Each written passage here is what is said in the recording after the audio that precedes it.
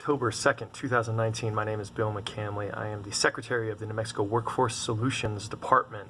Haven't done one of these videos in a while. Ran into a guy in Gallup yesterday who said it gets a lot of information out of it, so I'm doing these again. Want to talk about three things.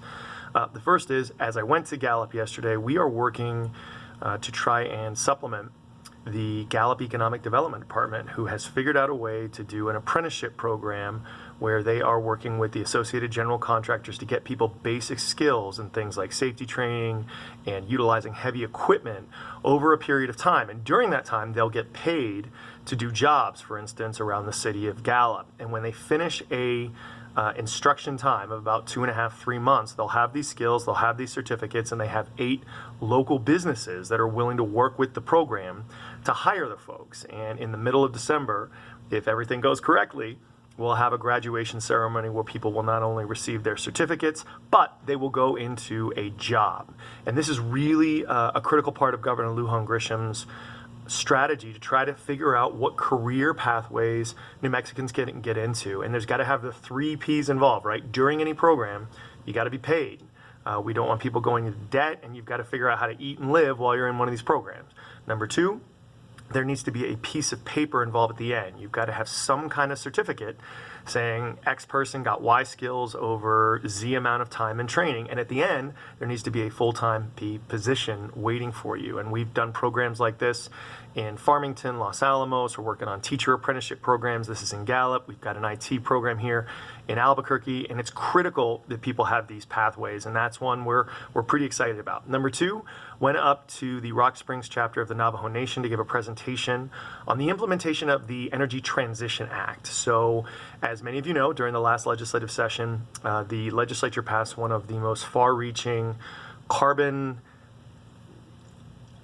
mitigation bills in the country, and what it requires is by 2045 to be all New Mexico energy producers need to be 100% carbon free. Now, what does that mean for the Farmington area? There's a coal plant up there where there's a mine providing coal to the plant, which provides power to P&M, which is the biggest energy company in New Mexico. And as that thing shuts down in the next 2 or 3 years, we've got to do the best job that we can finding plans for those workers.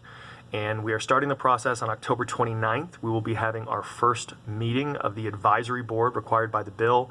There are 3 conveners from the area that will be allowing folks to present about the different aspects of how this will work. So you want to have people from the union show up to talk about what the workers are going through. You want to have different governmental agencies to show up to say what they can bring to the table. And probably most important, you want to have different ideas of how to diversify the economy up there. And we've heard everything from using some of the natural gas up there to create plastics, to outdoor recreation, to film.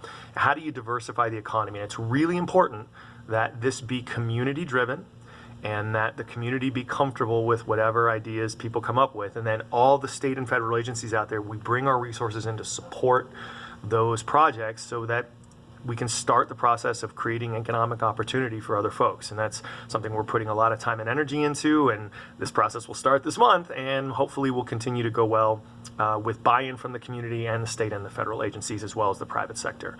Last thing I want to mention is we're very, very proud of our unemployment division. The Workforce Solutions Office runs the unemployment office for the whole state.